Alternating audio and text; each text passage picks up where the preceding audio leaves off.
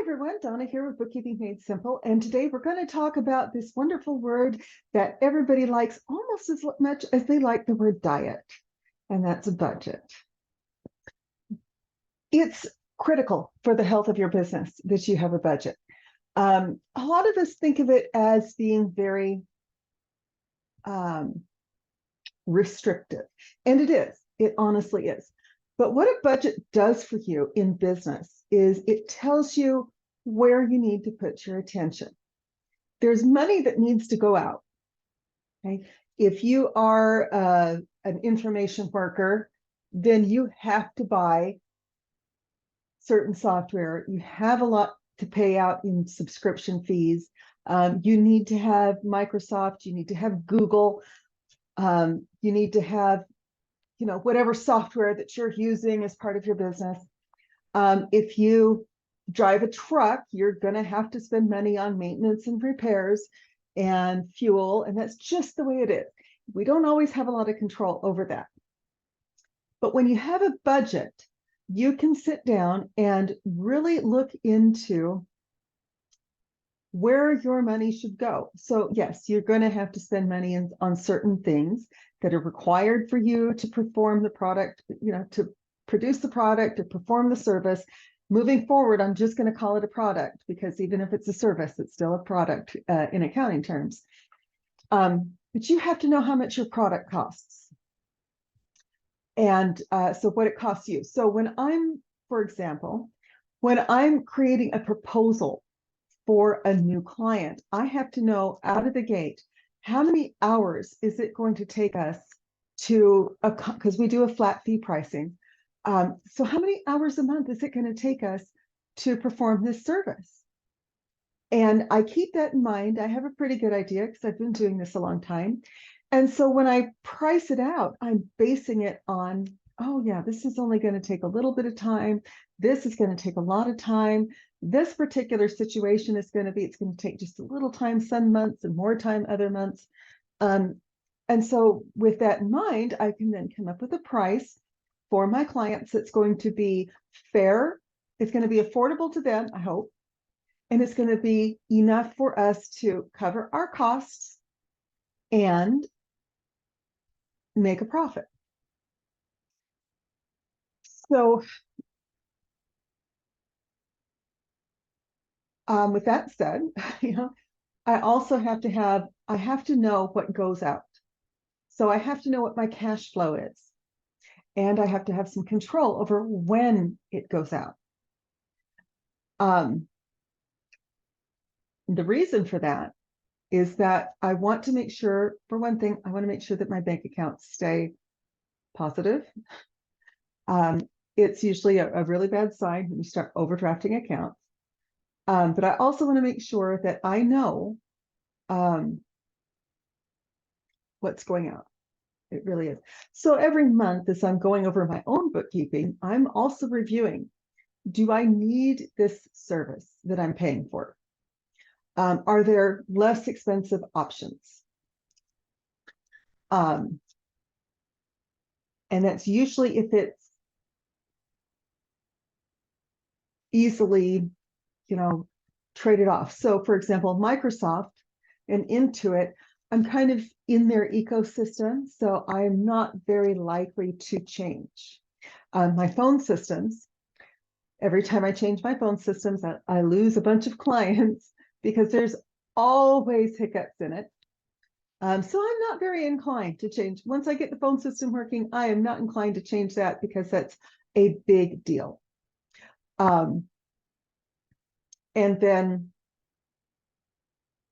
But there's other things that I can look at, and maybe it comes to my attention that I have better options. I actually pay more now for a CRM because it does more, and the fee is reasonable than the free version that I was using. So there's a lot of things that go into that, but the big thing is I have to know ahead of time where my money's going and why it's going there. So, and this is one of the things that I see a lot of business owners stumble on is they don't know where their money's going. And they will look at their profit and loss and say, oh, I make a lot of money. I can take out this loan, this loan, this loan, this loan, and it will be fine. I can use this credit card, this credit card, this credit card, without thinking ahead to the fact that credit cards are expensive ways to spend money if you're not strategic about it. Now, what I mean by that, we use I have an American Express card. I have a couple of them that I use in my business. I put as much as I can on that card and I pay it off every month. Why? Because I want the points. I want the miles. I want access to the Amex lounges, in the airports. I get benefits from that. I get cash back. I'm looking for things like that. But in order for those rewards to be worth it, I cannot pay any interest. So I have to pay the card off every month. Also, I want to know how much I'm paying myself. Now, yesterday I talked about Profit First, and I said I didn't like it, and that still holds true. I despise the program. It is an envelope system. I am not a fan of it for when you are trying to grow your business. But at the same time, I still have bills I have to pay to deal with my bad habits of sleeping indoors and eating. So I have to have enough money coming in to be able to cover rent, utilities, phone, things like that. Partly because since I work from home, I have to have rent, utilities, internet, telephone, all paid for in order to perform my business functions. I work from home so that I don't have to pay that twice. I don't have to pay that for an office and my home. So it keeps my overhead low. And I also have to think about, a little bit of discretionary spending. I am not currently taking a paycheck because the money that I'm putting money into the business so that I have a bigger payoff later. But in order to do that, I also have to be very aware of what goes out and what's coming in. And it's easier in a business to fix what's coming in than it is to fix what's going out. Because typically, unless there's fraud occurring, pretty much what your bills are. But it's a good idea to look at them every month. If you're one of our clients, you can log into your QuickBooks Online account and see every month. You can schedule those quarterly reviews that we are now doing to see how much are you spending and is it reasonable? And are you bringing in enough revenue to cover your expenses? It is kind of frustrating sometimes to look at a P&L and see 7 figures on the top line and then have it come down to like 5 figures on the bottom. And I've seen that a lot, especially with construction guys. They will spend, millions of dollars will pass through their hands and they'll be left with a $50,000 income. But we need to know. We need to know what needs to go out. So how do you build your budget? There's a couple ways to do it. One that I like, one of my clients actually introduced me to this, thank you, Jen, is a website or an app called You Need a Budget. And that one is designed more for a household, but it works really well. So you put in all of your bills, everything that you need to pay every month, and you fund it. So when money comes into your bank account, you already are assigning it to different categories. You're already going, oh, okay, this is my rent money. Okay, this is my electric bill. This is my credit card payment. By the way, credit card payments and loan payments do not show up on the profit and loss. They show up on the balance sheet, and only the amount that is still due shows up on the balance sheet. And this is where a lot of business owners get confused. And it's understandable. It was difficult for me the first time I did a budget in a business. When I do my household budget, I will typically make a list. This is my income, right? And then this is, then I will have, rent, utilities, internet access, What else do I have to pay? Water, health insurance, about what I expect to pay for groceries. I will have a spot for, this is how much we're going to put aside to dine out. I usually put this one at the end. Dining out. Do I need to buy new clothes? I've lost 50 pounds, so none of my clothes fit me anymore. I have to buy new clothes. First world problems. I'll kind of go through all of these things, and I'll make a list of about how much. And then also in that list, I will also include, this is the minimum payment on my credit cards. This is the minimum payment on my car note. This is how much I have to pay this month for insurance, for my, car insurance, for my renter's insurance, for my homeowner's insurance, if, when I buy a house. I have to have a list of all these things. Now, not all of these things are going to show up in your business books, because liability payments, which would be your loans and credit cards, don't show up on a profit and loss. It shows up on the statement of cash flows. We're going to talk about all of the reports coming up. So I'm kind of going through and I'm looking at everything that affects my cash flow as a homeowner, as a head of a family. And, then I have to figure out, does my income cover my expenses? And if it does not, what can I reasonably cut out? So that one of the things that I may add in or cut out would be dining out. It's less expensive and healthier for me to eat at home. Christopher is a fantastic cook, so I am very happy to let him do that. It means I don't have to think about what's for dinner, and I like that. But then,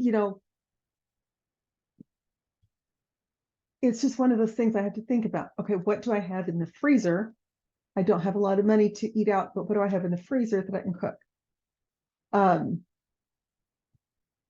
By the way, we tend to buy our meat when we find it on sale and buy it in bulk, put it in the deep freeze, and then when cash is a little bit tight, we have plenty to eat.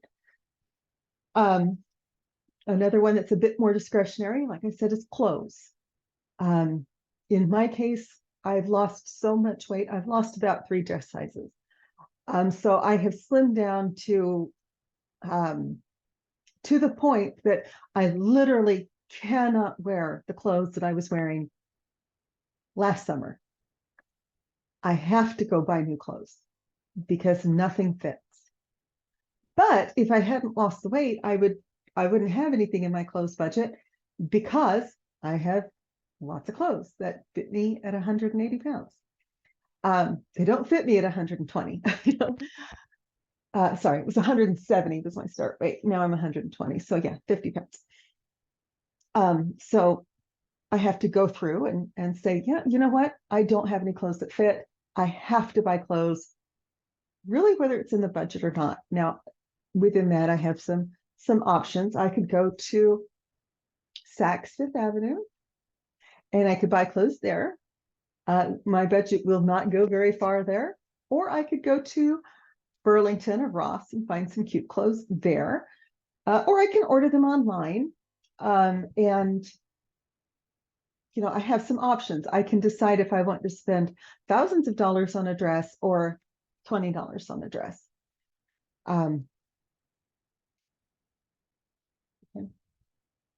So I determine what my clothes budget is. It's not determined for me, like some of the things.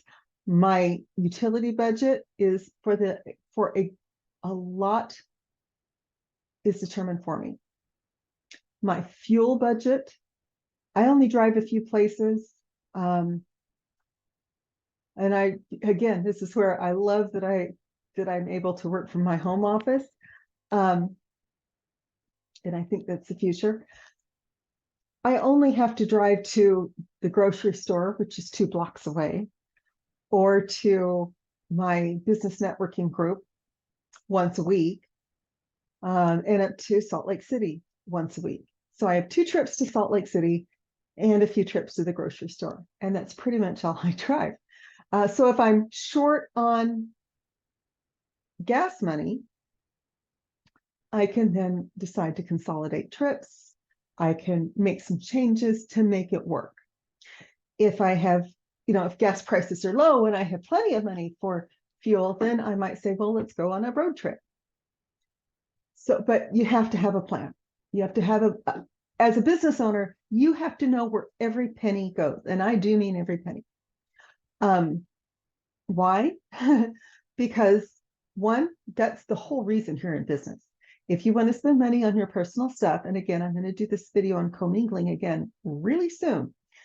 If you want to spend money on your personal stuff, you don't spend it out of your business account, and you don't spend it out of credit cards that are earmarked for the business, whether the business owns them or not. You spend it out of your personal accounts. But as far as the business is concerned, you have to know where every penny is going to go. Now, that's going to help you because coming up in October is when I do all of my planning and for the next year. Partly because once January gets here, it's tax season, and I don't have time to breathe, much less sit down and do some planning. So I do it in the last quarter of the year. And that will tell me how much more I need to grow. I can figure out how many new clients I need to get per year, per week, per month, per quarter, whatever it is. I can sit down and say, okay, if I want to double my income, then I'm going to need this many new clients at this much per client. And by the way, I always put in the lowest possible, the minimum amount that I charge is what I plan on. And I have to spend this much money for advertising to get these people in the door. And I have to, I know what my close rate is. I know how many people I need to talk to. I know what I have to do to get people interested enough to talk to me about bookkeeping. And I also know what my close rate is. So I can sit there and say, well, if I have a 30% close rate and I want 100 new clients by the end of the year, I'm going to have to talk to about 500 people. And then I can start to come up with a sales plan. In business, everything starts with sales. So we'll start with that. So then that gives me the information to decide if I need to talk to 500 people to close 100 people, then I can sit there and decide, where am I going to find 500 people to talk to? Well, I'm going to have webinars. I'm going to have initial assessments. I'm going to have a free consultation. Those are limited, by the way, to 30 minutes. And I'm going to maybe find some salespeople I can work with who can send leads or refer business my way. I'm going to remain a member of BNI so that I can get referrals. I'm going to spend money on advertising so that I can drive people to my website or drive them to my lead magnet. At that point, if I need to talk to 500 people, I need to come up with a plan to talk to 500 people so I can get 100 people signed up. Once I know that, I also start to know, how much do I need to spend on advertising? How much do I need to spend on trade associations? How much do I need? That would be BNI. How much time do I need to spend networking? How much time do I need to spend on social media? Yes, I do like social media. Yes, it can be free, but I also recommend paid advertising too.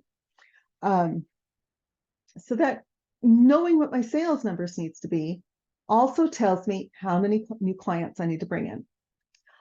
Also, it also is going to tell me what I need to look at my fixed costs. Well, what are fixed costs? You didn't know this was going to be so in depth, talking about a budget. I'm sure you thought you were just going to say, oh, list your income and all of your expenses. No. This is more in depth. It's a business.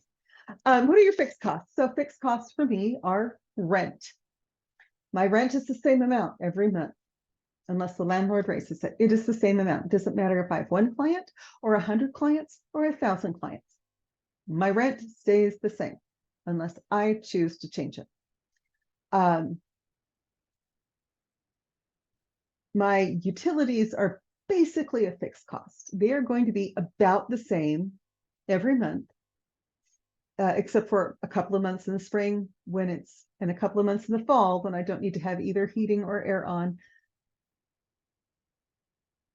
My utility costs are going to be the same. My phone costs are semi-fixed, semi-variable. What I mean by that is it doesn't matter how many clients I have. It does matter how many employees I have. And the more clients I have, the more employees I need. So if I will sit down and say, okay, my employees should be able to take care of X number of clients every week. And if that's the case, then I don't have to worry about my phone bill changing unless I hire another employee, which will be at a certain level of new clients. And when that happens, then I know it's going to be like a jump. It's not going to be like a line. It's going to be like a stair step. But I know that for this number of clients, I have this number of employees, and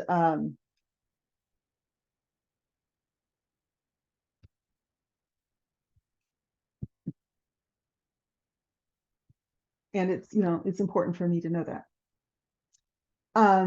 Some of the variable expenses, and this means they change according to the number of clients I have. Variable expenses in my industry include QuickBooks subscriptions. Now, at one point, I tried paying for all of the QuickBooks subscriptions. I no longer do that because of this, partly because I had clients that were paying literally a minimal amount, and I was losing money on those clients. I have to know that, in order to price it effectively. I can have volumes and volumes of business and have no money left in the bank because they weren't priced right. So if I have a client that's paying, I really hate to throw a number out because I don't want anybody to take that number from it, but if they're paying a small monthly fee and half of that fee is going to Intuit for the QuickBooks subscription, I'm not making any money. In fact, I'm losing money. And so it becomes necessary then for me to figure out which clients am I losing money on, and which clients do I need to either raise their prices, drop altogether, or tell them you need to pay for your own QuickBooks subscription. The last one is my preference. The first one is my second choice.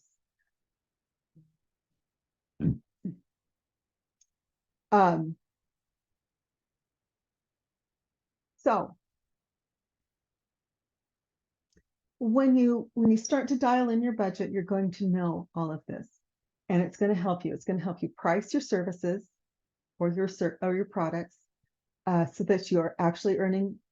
You don't have to make a big margin, but you have to make a margin. It's going to help you figure out what your fixed costs are. What do you need to adjust? Are you making enough to cover your fixed costs? Now, you might not, but a fixed cost means that as your volume of business grows and your profitability grows, you are also going to be able to cover those fixed costs. So it's not going to matter. Like I said, rent is the same whether I have 0 clients or 1,000 clients. And for most people, that's the case. They're going to stay where they are until they grow out of it. But it doesn't matter how many customers they have. That cost is going to stay the same. Your variable costs, again, are what goes into each individual customer. Like I said, for me, it can be, it's not anymore because I don't do this anymore, but it can be the cost of QuickBooks. Because every single client has to have a QuickBooks subscription. So if I have a cost of QuickBooks and I'm factoring that in, then I have to factor that into the pricing. For if you are building things for a client, then the cost of the materials and supplies, this is where job costing comes in very, very handy. You have to know if you're remodeling a bathroom, you have to know how much your materials are going to be, plus the cost of labor, in order to price that out appropriately. And this is why you have to have a budget. You also never want to get caught on your back foot. So going back to profit first, it's not a bad idea to pull some money out into a savings account to earmark those funds for business growth, but I wouldn't pull them out of the business altogether. Because at some point you may need a bigger facility. You may need to hire more people, hopefully. You may need to make some changes to your business, but the budget is where you start. So yeah, so instead of doing the household thing that I did when I was in my teens and early 20s, which was income, and this is all the money that goes out, it was basically cash flow. Now, as a business owner, you have to really sit down and say, okay, this is my income now, and this is what I would like it to be. And in order for me to reach that higher goal, now I need to know how much do I need to spend per customer? How much do I need to budget for marketing? And the budget is just a plan. When you plan where your money's going to go and you can plan how you're going to spend it, then it's much easier for you to determine if this expense or that expense or this product is going to be a good fit for your business, because you know how much you can afford to spend. If I know that I can spend $300 total, actually it's more like $400 altogether, and that covers my CRM and my phone bill, where my phone bill previously was $200, but I get better functionality in this CRM, and it helps me with my advertising. It's called SmartLev, and it's done by Lerner Park Media, if you are curious and would like to know more. But I have my phone goes through the CRM now. It didn't do that before. So now I can pull up my CRM and I can see how many times did this client call? How many times did they email, because it comes in? What text messages were sent out? What was the communication between the client and the bookkeeper? And how can I help facilitate that as the owner?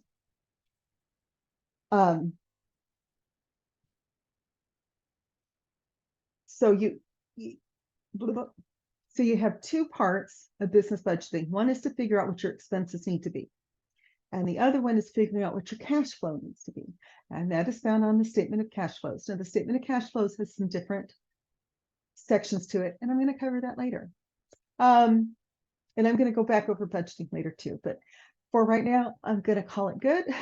I am going to talk more in depth about budgeting in a later video. So looking forward to talking to you about that again soon. Talk to you soon.